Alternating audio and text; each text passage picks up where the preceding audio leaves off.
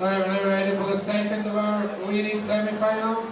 Please welcome first on stage from England, Hedman.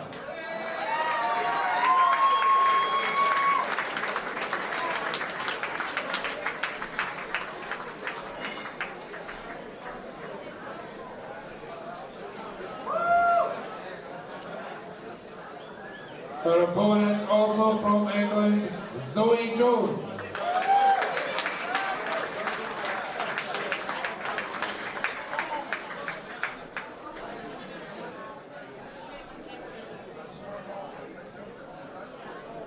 Your referee for this match, Anthony Dundas.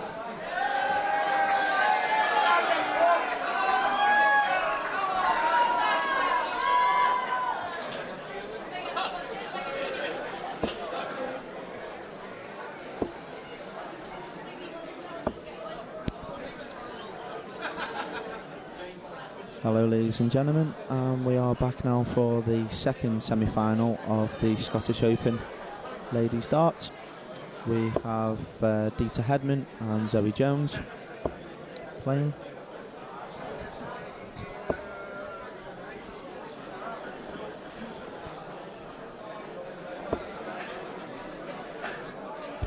And as described by the MC, our referee is Mr. Anthony Dundas, who seems to be a local legend. And my roommate, actually. I'm staying in the hotel here with him. Thank you, ladies and gentlemen. First leg, it's Zoe to throw first. What a pleasant roommate he is. Quite happy to come in at 3 in the morning and not wake me up. So that's very nice of him. So here we go then. Second semi-final at the Scottish 2013 Open.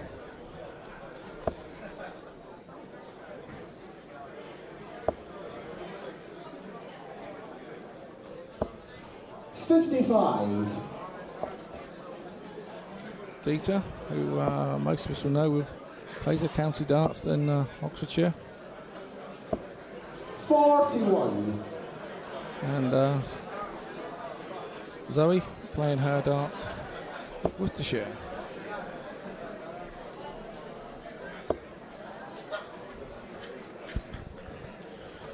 I think it's very important that we talk about the organisation that Dita's proudly leading at the moment with other half Paul James.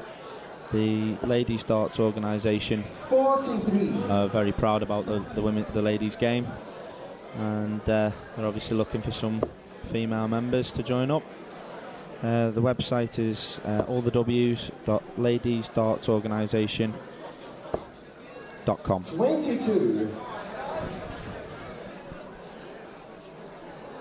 So both ladies have started off here in the best of 7 legs, and Zoe seems to have started off the better. Good 140 there, Scott. Yeah, big 140 there. I mean, obviously both girls were playing yesterday and to get here, and I know that Dita had a tough old run in her last 32 match. She had to play fellow Lakesider Lorraine Farlam, and she beat Lorraine 3-0, so a good result for her. And then in the semi-finals, she beat Yorkshire's Rachel Brooks 3-2 in a bit of a cliffhanger down in the quarterfinals. Sorry. Zoe's route slightly different. She beat Michelle McGimpsey. I think most people will know Michelle from a few years gone by. 3-0 in the last 32. And she also beat Sharon Prinz 3-2 at the quarterfinals. So, a tough old route for both of them to get here. Yeah, definitely. I think again, Scott, this game's likely to go down to doubles and who's going to hit them. I know Dita's looking, obviously, to get this title, but I know Zoe's not going to be an easy ride. So let's hope for a good game, Scott. Indeed.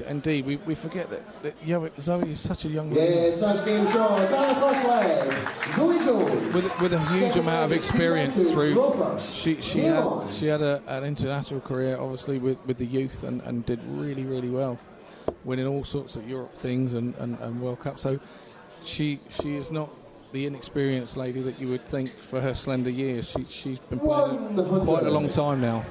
And she's been on the circuit a couple of years now, and she's now starting to sort of come out of the youth and finding her range and finding her feel. And it's great to see, because it's raising the game for the ladies. It's raising that bar, and we have more ladies on a similar standard now, and that's only good for the game.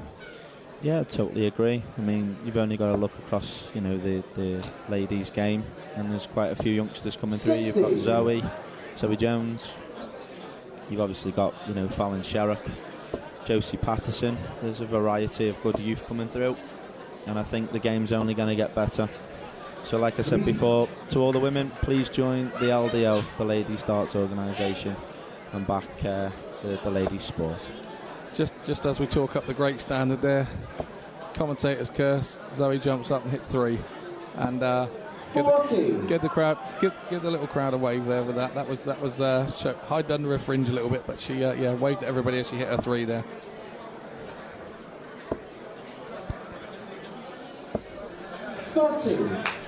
Seem to have hit a little bit of a stale patch here, Scott. Yeah. I think they're still edging each other out. Again, best of 7 is a fairly short format, but it's longer than the ladies are probably used to, so they won't be worried about it this early in the game. I wouldn't have said. They'll just be trying to find the range, find the focus, and just settle a little in the first couple of legs.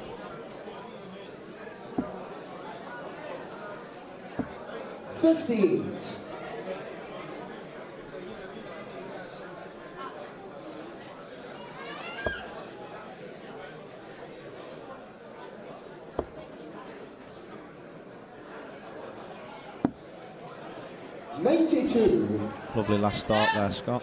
Last couple of throws, Zetas has definitely asserted herself on this game. Although Zoe won up, she's got a bit to do here. And 92. She's duly doing that to try and close the gap.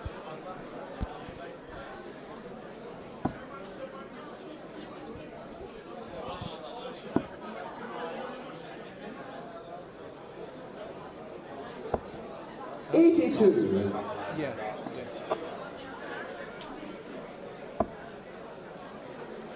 So we'll be looking for a big score here to put pressure on Dita. 140. Oh, that's a great dart. I mean, although Dita's still the favourite, 118 is doable if Dita doesn't make it. But that's a good solid 12, right smack bang in the middle. Double 8. 28. It's a bit wayward, Dita standard. That's a bit wayward. Which way was Zoe go here? Will she start on the 18s? No, she's gone. Treble 17. Going on. Oh, 93. That was a very good effort, that, Scott. I couldn't tell whether that second one was in there. I couldn't tell. Double 8 for Dita. Pressure on this. Will Zoe be coming back? Those are 2 tight darts. No score.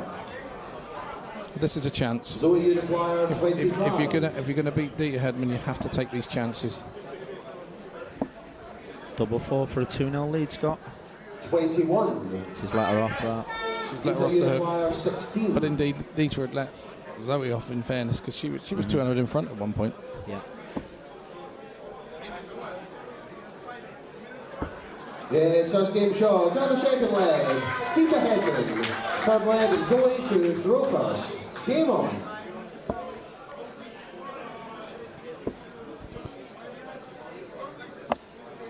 Six. Had a couple of bounce outs here, Scott. Yeah, very unusual, mate, for this blade board. It's not something that I experience a great deal with these boards. I find them just, the windmount board has been developed, and it's what I personally think it's the best board on the market. But I'd probably agree, if I'm being honest. I think it's a professional type board, and I think as players you do have to look after your points to get the best from the board, because you can hit these wires and get an odd bounce out. But I find Lee from Red Dragon, who makes my darts and are my sponsors, they advise me to bevel the point to like a 60 degree or 45 degree bevel with one of the sharpeners on sale from them, which I do, and I find that I go round the wires rather than hit them square on. So maybe that's something that some of the other guys who may have a few problems with the board may need to look at the points, really, because it's a pro board for the pro players, really.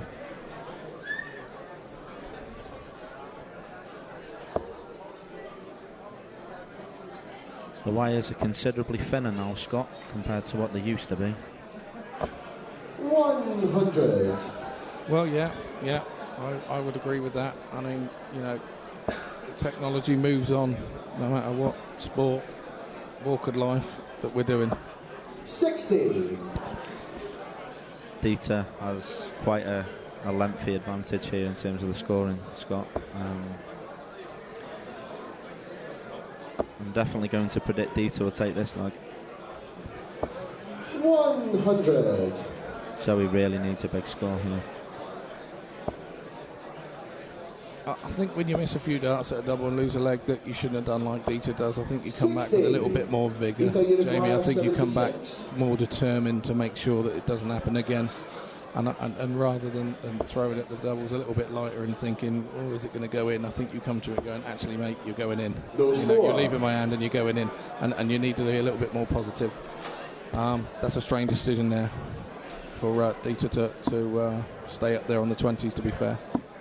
134. That's fantastic pressure from Zoe. And I think Dieter will be feeling that. That's better for double top.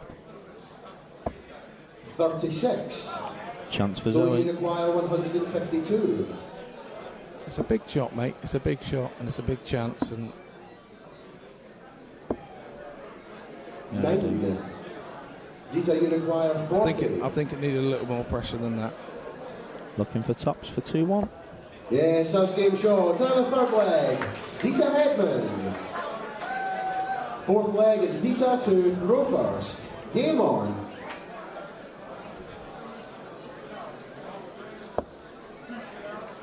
The game's kind of back to normal now, Scott, in terms of the darts. Well, yeah, I mean, Dieter's going to fancy trying to go